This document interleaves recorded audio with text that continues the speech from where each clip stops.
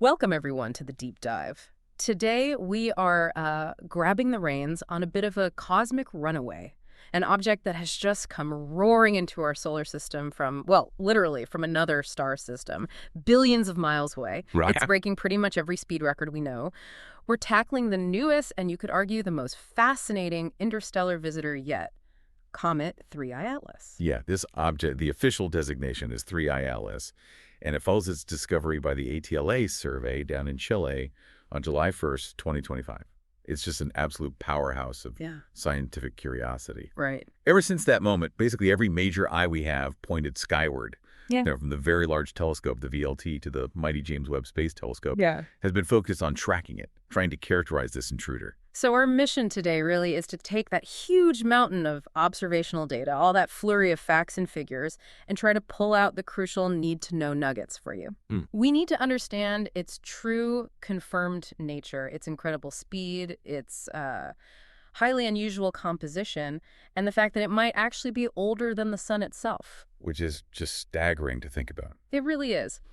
But we also have to dive, maybe headfirst, into the highly charged, let's say, provocative speculation that's erupted around this object, too. And that's a key point. We promise to navigate that intellectual minefield as impartially as we can. We'll present the robust scientific consensus right alongside the more provocative hypotheses being discussed in certain academic circles. Yeah, making sure you hear all sides of this developing story. Exactly. And before we really jump in, just a necessary word of context. We are discussing a rapidly evolving astronomical event. 3I Atlas is right now passing through the inner solar system. It's happening as we speak, essentially. So this deep dive reflects the sum total of everything we know at this exact moment, the latest data from October 2025. And as this object clears the glare of the sun, and the major spacecraft like JUICE and TGO deliver their post-perihelion data, new evidence could absolutely shift the entire narrative. So if it does, we absolutely guarantee you a follow-up deep dive. We'll be back on this. Definitely. Okay, so let's try and unpack this high-speed mystery. This object gets the 3I prefix. Why? Because it's only the third confirmed interstellar object. That's right. Following 1I Oumuamua back in 2017 and then 2I Borisov in 2019. But 3I Atlas isn't just, the next one on the list. It seems like it's rewriting the definition of fast. It really is setting new records. Yeah. The very first clue that this was an interloper, not one of ours, was its trajectory. It's following what astronomers call an unbound hyperbolic trajectory. Okay, what does that actually mean in simple terms? Well, imagine you throw a baseball up and gravity curves its path back to Earth. That's a bound elliptical orbit, like planets or most comets. This object, though, is moving so incredibly fast that the sun's massive gravitational pull just cannot bend its path enough to capture it. It can't make it loop back. So it's just passing through. Exactly. It's coming in, executing this really tight gravity-assisted turn around the sun, and then it's heading straight back out, leaving our solar system forever. It's a one-time visitor. And the speed difference compared to the others, Oumuamua and Borisov, that's what really makes this stand out, doesn't it? Absolutely. That's what elevates this from just an interesting discovery to a major, major event. Yeah. When astronomers measure its speed really far away from the sun or any planet where gravity isn't really pulling on it much, they call that the hyperbolic excess velocity. Or V infinity. Got it. Later 3I Atlas clocked in at a remarkable 58 Texid kilometers per second. 58 kilometers a second. That sounds fast. How fast is that in, say, miles per hour? Convert that, and you realize it's tearing through space at about $137,000 miles per hour. Wow. Now, compare that to the first two. Oumuamua was moving at 26 tex kilometers, and Borisov was at 32 tex kilometers. So 3I Atlas is nearly double the speed of either of them. Pretty much. This extreme velocity is also reflected in its orbital eccentricity. That's a measure of how much the orbit deviates from a perfect circle. Right, eccentricity. Yeah, and for 3I Atlas, it's approximately 1 hour, approx 6.13776. That is the highest known for any of these interlopers by a significant margin. That number, 6.137, it's a bit technical, maybe a metaphor helps. If a circle is 0 and a parabola is exactly 1. Right, and a typical long-period comet might be very close to 1, like 0.999, a really stretched out oval. So 6.137 is? It's practically a straight line bending slightly around the sun. Yeah. It indicates just how much excess energy, kinetic energy, this object has. It didn't just wander into the solar system, it basically sliced right through it. Like a bullet. Precisely. And that extreme velocity meant its journey through our planetary neighborhood was incredibly swift.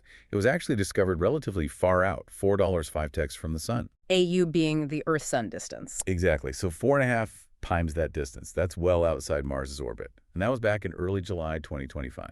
That speed also dictates the timeline of its planetary encounters, right? It's been a busy visitor in a short amount of time. Incredibly busy. It reached its absolute maximum speed, about $68 text-kilometers, at its closest approach to the sun. That's perihelion. Okay. That happened just recently, on October 29, 2025, and it was at a distance of $1.36 text-in-you. So, position-wise, that puts it neatly between the orbits of Earth and Mars. That's right. But before that, it had already passed Mars. That was on October 3rd, 2025. At a very close $0.19 text-area. Really close to Mars. Exceptionally close. Which, as we'll definitely discuss later, was a phenomenal opportunity for our orbiters there, like TGO. Okay, and its departure route. Where's it heading now? Well, it's swinging back out. On November 3rd, 2025, so just a few days after perihelion, it zips past Venus at $0.65 text-area. Still quite close. Relatively, yes. And then finally, its closest approach to Earth happens on December 19, 2025. Okay, how close does it get to us? This is the important question for many listeners. Right, and crucially, that distance is $1.88 text. 1.8 times the Earth-Sun distance. Yes. So that's over 160 million miles away. This is a point we really have to emphasize.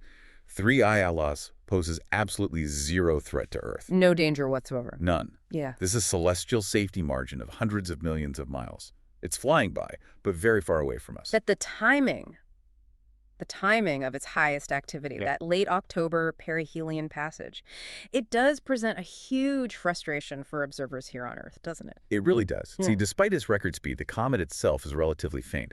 It peaks around apparent magnitude $11.55. Which means? You need a pretty good amateur telescope, or obviously a professional one, to even spot it. It's not visible to the naked eye at all. Okay. But the real observational challenge is something called solar conjunction. During that critical late October period, right when the comet is at its fastest and likely most active near the sun, it appears to move directly behind the sun, from our perspective here on Earth.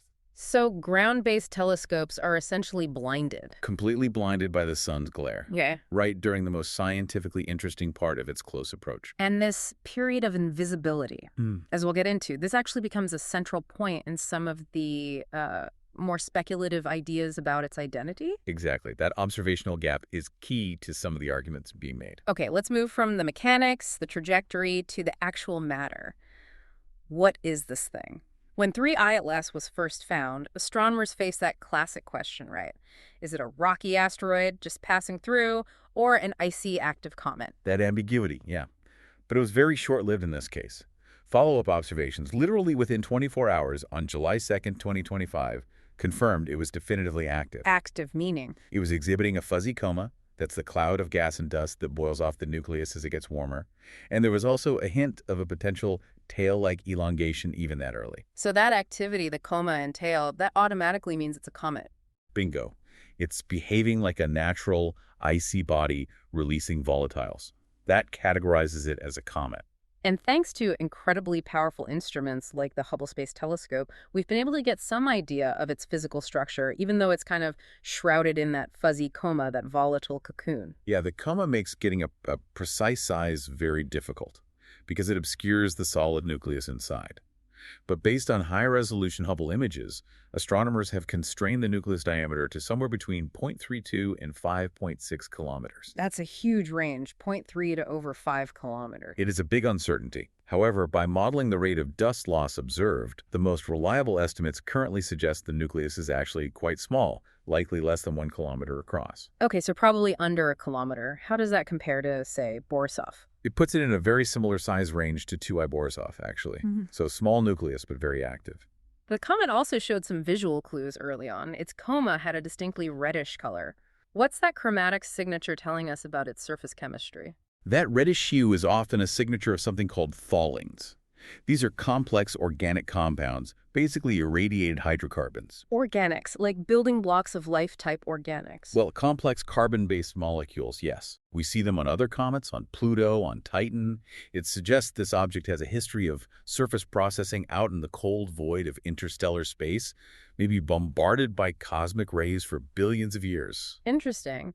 But what really seems to drive the chemical discussion is how early this activity started. You mentioned it was active right away. Even earlier than the discovery date, actually. Looking back through archival satellite data, particularly from NEOWISE, showed it was already active as far back as May 7, 2025. May 7th. And how far from the sun was it then? At that point, it was $6.04 trajectory away. That's almost 600 million miles from the sun, way out past Jupiter's orbit. And at that distance, it's incredibly cold. Extremely cold. Far too cold for water ice to sublimate, to turn directly from solid ice to gas and drive the kind of activity we saw. So if it's not water ice boiling off way out there, what is causing the activity? This confirms that its activity must be driven by the sublimation of much more volatile ices, things that turn to gas at much lower temperatures, like frozen carbon dioxide, CO2, which we sometimes call dry ice, or maybe carbon monoxide, CO. So it's releasing these super volatile gases really far out. Yes, which tells us something important about its composition right away. And did that early activity influence how its tail developed? You mentioned a tail-like elongation, but was it a classic comet tail from the start? Not exactly. Initially, back in July and August, observations revealed a distinct sun-facing plume of dust. It looked more like a fan or a jet shooting out from the side of the nucleus facing the sun. Not pointing away from the sun. No, pointing towards it initially. This is pretty common for comets when they first turn on. It's dust being directly ejected by the sublimating gas on the sunlit side. Okay. So when did the classic tail appear, the one pointing away? The visible anti-solar dust tail, that's one we typically think of, pushed away from the sun by the pressure of sunlight, that didn't really develop until late August. And did it get large? Well, yeah. By mid-September, observations showed the tail was substantial, stretching over 100,000 kilometers across the sky, maybe even longer.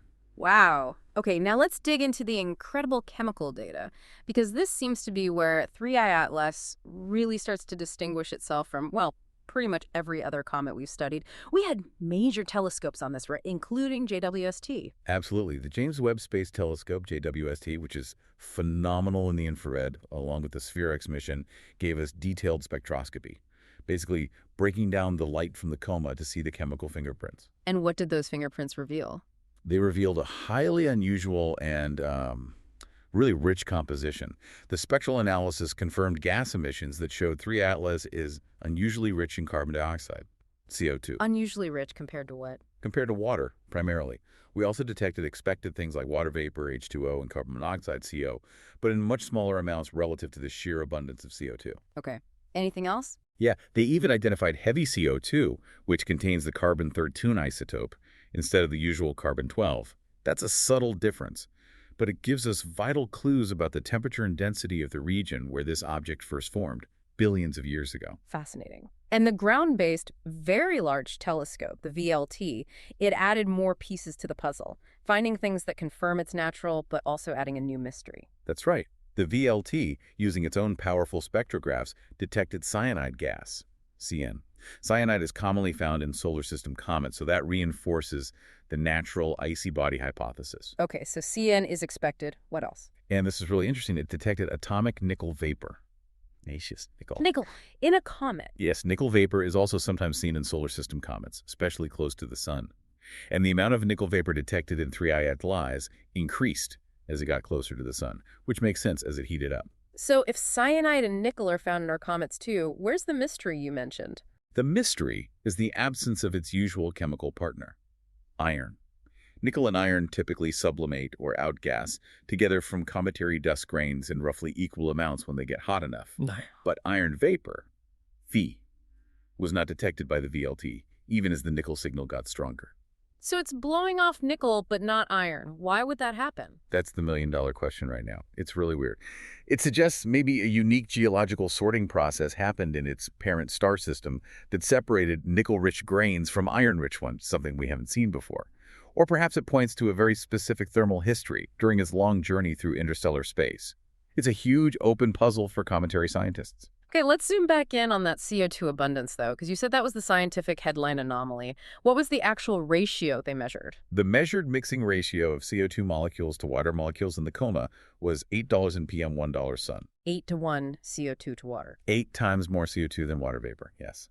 And this was measured when the comet was at $3.32 from the sun. And why is that distance important? Because at that distance, for most comets we see from our own solar system, water ice should be starting to sublimate significantly.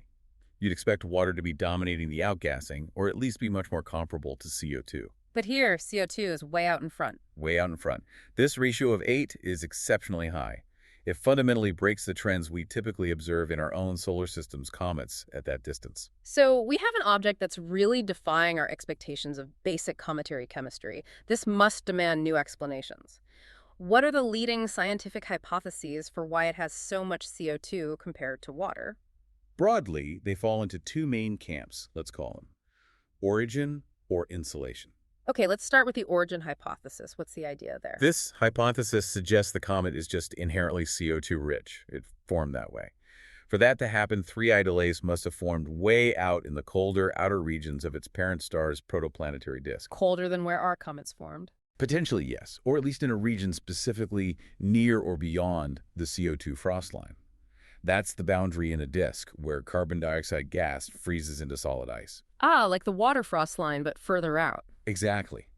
If it formed out there, it would have naturally accreted a huge reservoir of CO2 ice as it grew. So when it comes into our relatively warm inner solar system, all that volatile CO2 starts boiling off vigorously. Its composition, in this view, is telling us directly about the extreme cold of its birthplace. Okay, that makes sense. What about the second hypothesis, the insulation idea? The insulation hypothesis suggests that maybe there is plenty of water ice locked inside the nucleus, but it just can't get out easily yet. How would that work? This idea proposes that three Aeolus might possess an unusually thick, insulating crust made of dust and other less volatile, more refractory materials, kind of like a protective blanket. Right. So as the comet approaches the sun, the highly volatile CO2 ice, which turns to gas at low temperatures, can sublimate beneath this crust and find cracks or vents to escape through. It can punch through relatively easily. But the water ice? The water ice is less volatile. It needs more heat to turn into gas. And according to this hypothesis, it remains sealed under this thick, insulating crust, preventing it from sublimating efficiently at $3.03.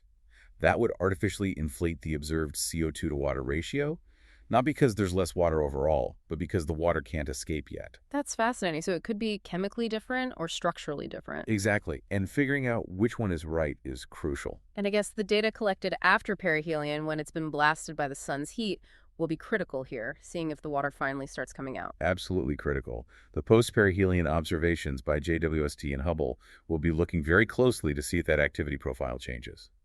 Does the water to CO2 ratio start to increase as the deeper layers get heated? That would tell us if it's structurally insulated or genuinely chemically enriched in CO2. And each answer tells us something very different about how objects form in other star systems across the galaxy. Precisely. It gives us insight into the building blocks available in potentially very different environments than our own. Okay, so the science is robustly pointing towards a comet, even if it's a rather unusual one. But when we look at its origin, where it came from, and its age, we kind of move beyond just planetary science into something more like galactic archaeology, right? That's a good way to put it, yeah. We're asking, where exactly in the vast Milky Way did this hyperfast visitor actually originate? And do we know? Well, based on backtracking its trajectory very carefully, using sophisticated modeling, we know it originated from interstellar space, coming from the direction of the constellation Sagittarius. Sagittarius. Isn't that near the center of the galaxy? Relatively close to the galactic center in the sky, yes. Yeah. Which is actually a bit of a surprise. Why a surprise? Because the previous two interstellar objects, Oumuamua and Borisov, both came from roughly the direction the sun is currently moving through the galaxy, what astronomers call the solar apex. 3I Atlas came from almost the opposite direction, from the southern celestial hemisphere. This might suggest that the distribution of these ejected objects floating around the galaxy could be more isotropic, more evenly spread out than those first two objects hinted at. Maybe they come from all directions. Now, because it's been traveling for potentially billions of years, and it's probably had gravitational nudges from countless other stars and maybe giant molecular clouds, we can't trace it back to one specific parent star system, can we? No, absolutely not. That link is lost to time and chaotic dynamics. It's been wandering for far too long. So how do astronomers figure out anything about its age or its general sort of galactic provenance? Where did it live most of its life? We use galactic dynamics. We try to determine its kinematic age by looking at how it moves relative to the major stellar populations of the Milky Way. Kinematic age, based on its motion. Exactly. See, everything in the Milky Way orbits the galactic center, but not all in the same way. Some stars orbit neatly in the thin disk, that's the flat plane, where the youngest stars, including our sun, mostly reside. Right, our neighborhood. While other, typically older stars have more highly inclined, sometimes more chaotic orbits. They might belong to the thicker disk or even the galaxy's halo. Their motions tell a story about when and where they formed. Okay, and what did 3I specific movements tell us about which population it belongs to? The crucial measurement is its vertical velocity component relative to the galactic plane. Astronomers call this W. And for 3I, it's quite high, 1 ADALX plus 18.5 text-kilometers per second. What does that high W velocity mean? It means it's moving up and down through the plane of the galaxy much faster than our sun does. Our sun has a much gentler oscillation. That faster, more energetic vertical movement is a telltale sign of an older population. These are objects that likely formed earlier in the galaxy's history and haven't settled down into the nice, flat, thin disk yet. They got scattered more vigorously.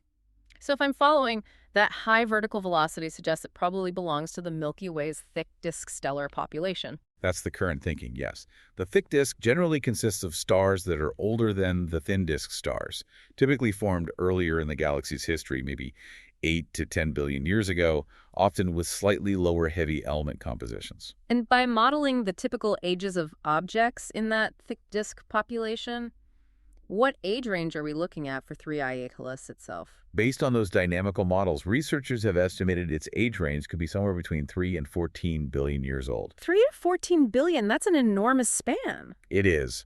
Modeling galactic history is complex. But the consensus modeling, based on its kinematics fitting best with the thick disk population, suggests it could plausibly be at least 7 billion years old. 7 billion years old. Let that sink in. It's genuinely mind-bending. How old is our solar system again? Our solar system, the sun, Earth, all the planets, formed about 4.6 billion years ago. So this comet, this visitor, could be significantly older than our entire solar system. Yes, by billions of years. If that 7 billion year estimate, or older, holds true, it means 3I Atlantis was already formed and floating between the stars for maybe 2 or 3 billion years, before our sun even ignited, before Earth even existed. Wow. It is quite possibly the oldest comet ever observed, a true time capsule from the Milky Way's adolescence. It really could be, a relic from a much earlier cosmic era. Okay, so we've established that the overwhelming scientific picture paints 3I Atlas as a hyper-fast, CO2-rich, potentially incredibly ancient object, a comet, but one with let's say, a laundry list of scientific anomalies. Record speed, extreme eccentricity, unique chemistry, like the nickel-no-iron thing, maybe super old. A very interesting comet, yes. Given that accumulation of surprising characteristics, maybe it's not entirely shocking that some researchers have gone, well, far beyond the scientific consensus and proposed a completely non-natural explanation. And that's the pivot point we need to discuss carefully. As we said, the overwhelming scientific consensus supports a natural origin. An ancient comet, perhaps formed under unusual conditions, exhibiting some unexpected chemistry now that it's near our sun. But we do need to impartially explore the alternative hypothesis. This was advanced primarily by astrophysicist Avi Loeb and his collaborators, published initially as a pedagogical exercise, which suggests 3I Atlas could be a piece of extraterrestrial technology. Maybe even, as they speculated, potentially hostile, citing the dark forest idea. Right. Let's detail the specific points they raised in that paper, the so-called anomalous characteristics that form the kind of intellectual bedrock for the speculative argument.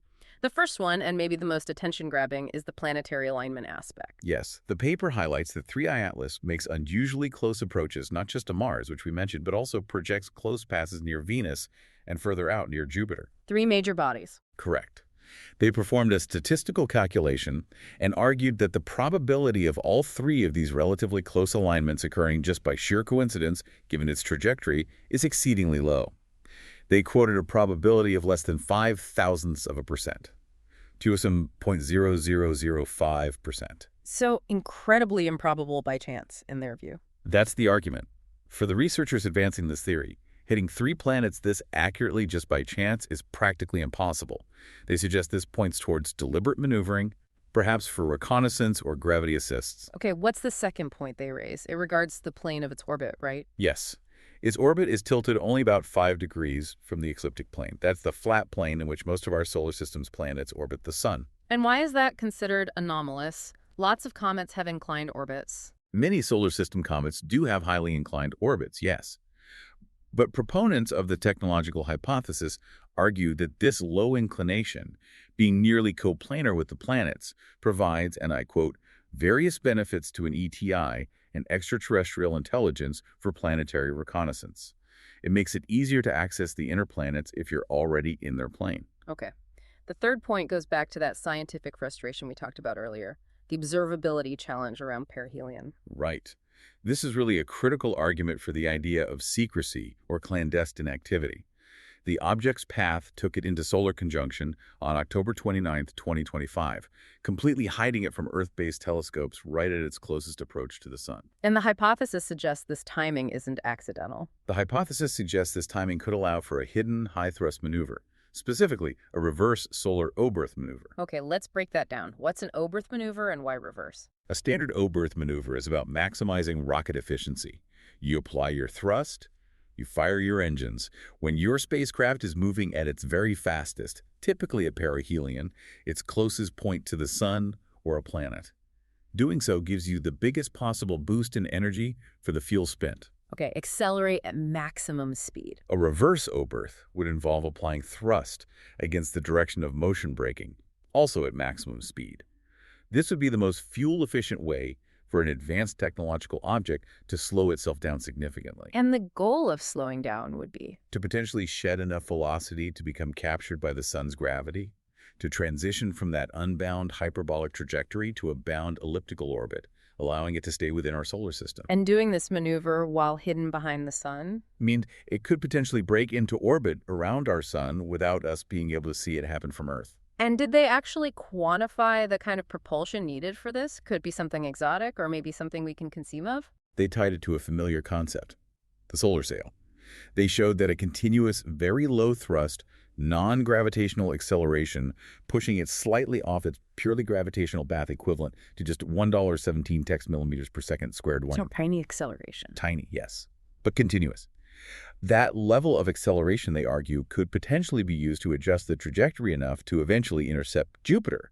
And critically, they calculated that this acceleration level is theoretically achievable by a large, very lightweight solar sail. How lightweight? One with an aerial density, that's its mass divided by its surface area, of around $7.08 grams per square meter. $7.08, Texter. Can you put that number into perspective? Is that feasible?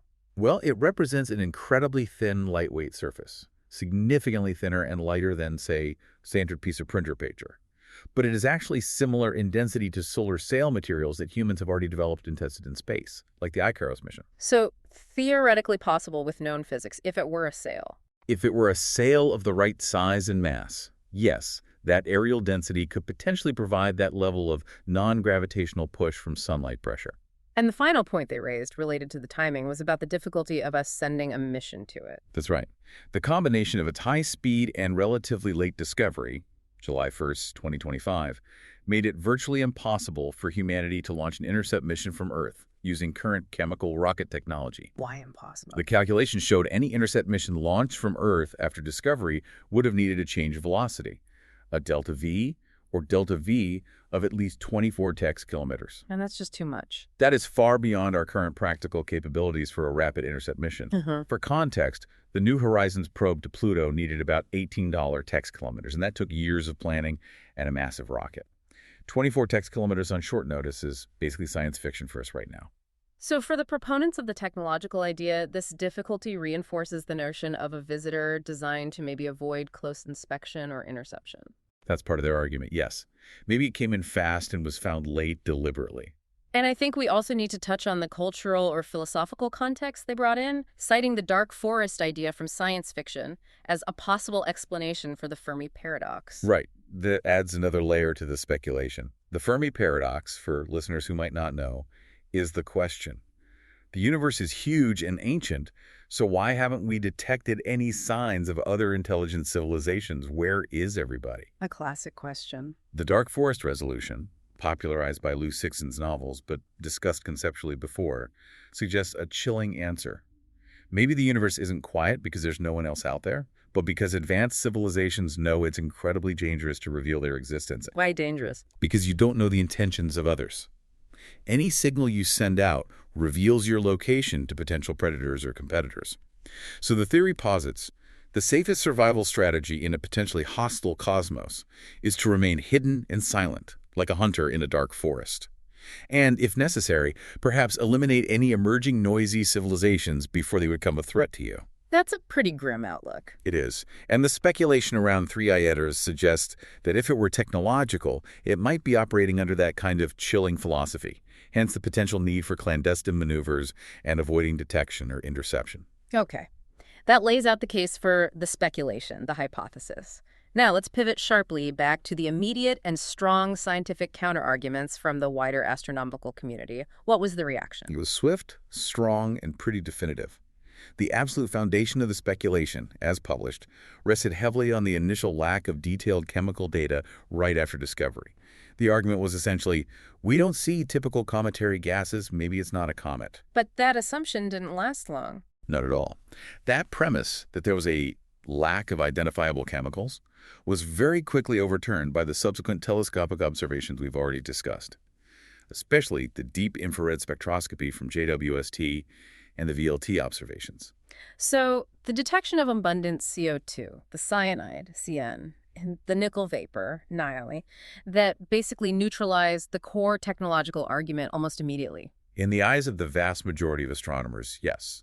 Darrell Seligman, who led one of the major studies on the comet's composition, stated very clearly that all the detailed observations showed classical signatures of cometary activity. The presence of those volatile ices, the CN, the nickel, these strongly confirm its identity as a natural icy body, albeit an unusual one.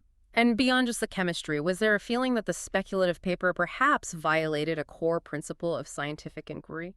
Absolutely. That came through loud and clear in the reactions. Prominent astronomers like Kristlyn Todd and Samantha Lawler dismissed the hypothesis quite sharply, using terms like nonsense on stilts and insulting to the actual data. Strong words. Very strong. The core argument against the speculation really boils down to the famous Sagan standard. Extraordinary claims require extraordinary evidence. And the evidence presented wasn't seen as extraordinary. No.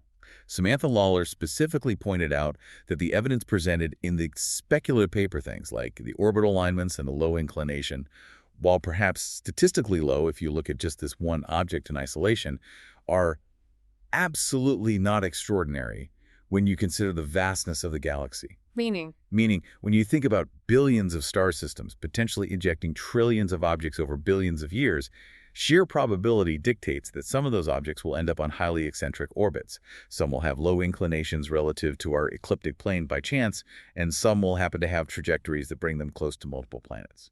It's statistically inevitable that such coincidences will occur naturally, given enough chances. So the statistical argument cuts both ways. Exactly.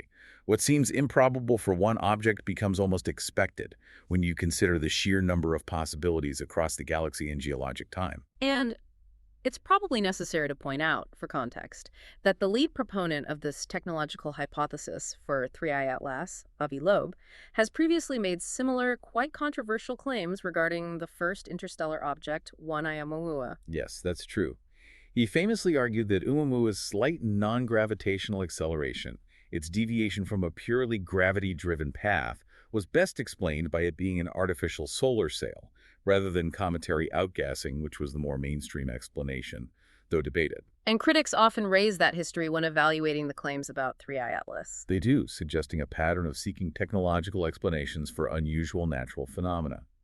It's fair to say Loeb has positioned himself as willing to challenge consensus and consider possibilities others dismiss. Has he responded to the cometary evidence for 3I Atlas? Yes. In subsequent discussions and blog posts, he has acknowledged that the chemical data makes a natural comet the most likely outcome. However, he still defends the publication of the speculative paper, arguing it serves a valuable pedagogical function. Essentially, reminding scientists not to automatically rule out technological possibilities when encountering future, perhaps even stranger, interstellar visitors. Keep an open mind, basically. But for the mainstream scientific community, the verdict on 3I Atlas seems pretty clear based on current data. Overwhelmingly clear, yes. The current evidence strongly supports a natural comet that simply presents some extreme, but ultimately understandable within physics characteristics. It's pushing our understanding of comet formation and composition, but not breaking physics or requiring aliens. Okay, so the clock is definitely ticking. 3I Atlas is speeding out of the inner solar system as we speak. Regardless of the controversy, the scientific community is absolutely trying to maximize this rare opportunity to collect every last bit of data before it returns to the cosmic void forever. Which missions have been capitalizing on those close passes, particularly the Mars one? We've had some really great successes, especially with the Mars orbiters. The European Space Agency's ExoMars Trace Gas Orbiter, TGO, it successfully managed to image the comet's coma during that super close flyby on October 3rd. That's fantastic. What did they see? Well, even though 3I Atlas was incredibly faint from Mars's perspective too, TGO has highly sensitive instruments. It secured crucial images and data on the gas and dust environment right near the coma. This gives us vital information about its activity levels just before it hit perihelion and maximum heating. Any other Mars assets involved? Yeah, even the Perseverance rover down on the surface managed to snap some very distant photos. More symbolic, perhaps, but still amazing to capture an interstellar visitor from the surface of another planet. That is pretty cool. A great example of using existing assets for bonus, unplanned science. What about missions further out? Are the outer solar system probes getting involved? Yes, there are plans. The European Space Agency's Jupiter Icy Moons Explorer, the JUICE spacecraft, which is currently on its long journey out to Jupiter, Right. it's going to attempt to observe 3I this month, in November 2025. It'll likely use its navigation cameras, trying to track the object as it passes through the outer asteroid belt region. Any chance for Juno already at Jupiter? There is some discussion about the Juno mission, which is in orbit around Jupiter right now, attempting observations during the object's distant close approach to Jupiter way out in March 2026. But that remains pretty uncertain, mostly due to very strict fuel constraints on the Juno mission. They have to be very careful with any non-essential maneuvers to preserve fuel for its primary mission longevity. Understood. Now, we talked about how an Earth-based intercept mission was basically impossible after discovery. Can you elaborate just a bit more on those engineering constraints? Why was 24 kilometers so out of reach? Certainly. Achieving that kind of delta V, that change in velocity, with current chemical rockets, requires an enormous amount of propellant relative to the mass of the probe you're sending. The rocket equation is brutal. Exponentially more fuel for more speed. Exactly. You'd need a multi-stage rocket, far larger than anything we typically launch, probably something Saturn V scale or bigger, just to send a very small probe. And you'd need it ready to go almost immediately after discovery. The development time, the cost, the launch vehicle availability, it just wasn't feasible on the timescale required. But you mentioned the possibility from Mars was closer to reality. It was, interestingly. Calculations showed that had we been able to launch a dedicated flyby mission from Mars sometime between July and September 2025, relatively soon after discovery, Yeah. the delta V required would have been much more manageable, around 5 kilometers. Only 5 kilometers. That's well within our capabilities, isn't it? Missions to Mars itself need more than that. It is well within capability. The problem was, of course, we don't have launch infrastructure and ready-to-go intercept probes sitting on Mars. Right. A bit of a logistical hurdle. Just a bit. But this analysis does highlight a key preparedness issue for the future. If the next interstellar object is discovered early enough and its trajectory is favorable, maybe a pre-positioned or rapidly deployable Mars-based staging mission could be our best, or maybe only bet, for getting a close-up look. Food for thought for future mission planning. But sadly, that window for 3I Atlas, even the Mars window, has now firmly closed. Closed and locked, yes. So we turn back to our big orbital observatories, Hubble and JWST. What specific data are they scheduled to collect now that the comet is moving away from the sun and out of solar conjunction? They're gearing up for a kind of post-perihelion observation blitz, primarily in November and December 2025. Hubble is scheduled to perform ultraviolet spectroscopy. What will UV spectroscopy tell us? That's particularly good for looking at certain gas emissions, specifically trying to nail down the sulfur-to-oxygen ratio in the coma gases. This radio can tell us a lot about the thermal history of the ice, where it formed, how much processing it underwent. Okay, and JWST. You mentioned its observations are maybe the most critical for resolving some of these anomalies. Arguably, yes. JWST's infrared observations scheduled for December are perhaps the most crucial for tackling that big CO2 versus water question, the origin versus insulation hypotheses. How so? What will it look for? JWST will be looking for significant changes in the activity profile now that the comet has experienced maximum solar heating during perihelion and is moving away again. Like, did the heat soak in? Exactly. Yeah. Did that intense heating finally start sublimating significant amounts of water ice from beneath the potential crust? If the CO2 ratio drops significantly and strong water vapor signals start to appear now, it would suggest the simple insulating crust hypothesis might be wrong and the comet is just genuinely intrinsically CO2 rich throughout. And if the water doesn't show up strongly? If the water sublimation remains suppressed even after peak heating, it would lend much stronger support to the theory of a thick insulating crust that's effectively locking the water ice inside, preventing its release. So the post-perihelion data could really confirm whether its weird chemistry is due to its birth environment or its surface structure. That's the hope. It should help distinguish between those two scenarios and tell us whether its appearance and activity change significantly as it heads back out into the cold darkness of interstellar space. Hashtag outro. Wow, okay, this deep dive has really spanned, well, the history of the Milky Way itself, the intricate complexities of cometary chemistry, and right into the heart of a pretty intense debate over what constitutes evidence, especially in the search for extraterrestrial technology. It really covers a lot of ground. So just to quickly summarize the key facts we think we've confirmed. 3I Atlas is definitively the fastest, most eccentric interstellar interloper discovered so far. It's also exceptionally rich in volatile gases, particularly CO2. And it's confirmed to be an active comet. Yes, confirmed as an ancient active comet, showing some chemical oddities like that nickel vapor without detectable iron. And the overwhelming scientific consensus based on all this observational data supports this natural identity. We have also, though, detailed the highly speculative, certainly non-consensus hypothesis, the one that relies on interpreting a set of orbital coincidences, those planetary alignments, the low ecliptic tilt, that crucial solar conjunction timing, as potentially indicative of deliberate design. Right, suggesting they could theoretically be utilized by an extraterrestrial technological artifact, perhaps operating under that grim, dark forest philosophy. So where does that leave us right now? Well, the current state of knowledge, as of late October 2025, is that the evidence for 3I Atlas being a natural, albeit very unusual and ancient, comet is robust. Yeah. It's based on hard chemical signatures, spectroscopy, imaging. While the evidence for the technological object It remains highly speculative. It's based on interpreting orbital mechanics and timing, and it's challenged by the foundational principles of scientific rigor, like requiring extraordinary evidence for extraordinary claims. We have tried, as we promised, to present both lines of thinking impartially for you, because understanding the discussion requires knowing both sides. So pulling back, what does this all mean for you, the listener? What's the big takeaway? Maybe the fundamental question that 3I Atlas forces us all to contemplate is this. If this object truly did form, say, 7 billion years ago, maybe even longer, well before our sun and Earth even existed. Yeah. And yet it already exhibits such a complex chemistry, the high abundance of carbon dioxide, maybe those tholins representing complex organics. What does that tell us about the universality of these chemical processes throughout the galaxy and across time? That's a profound point. It suggests that these volatile-rich, complex objects, the very kinds of building blocks needed for planets and maybe even life, were not unique to the formation of our solar system. They were likely already prevalent, already forming, in the earliest, most ancient eras of the Milky Way's disk formation. So this comet isn't just a visitor. It's potentially confirmation that the chemistry needed to build worlds like ours starts everywhere, and it started billions and billions of years before our planet even existed.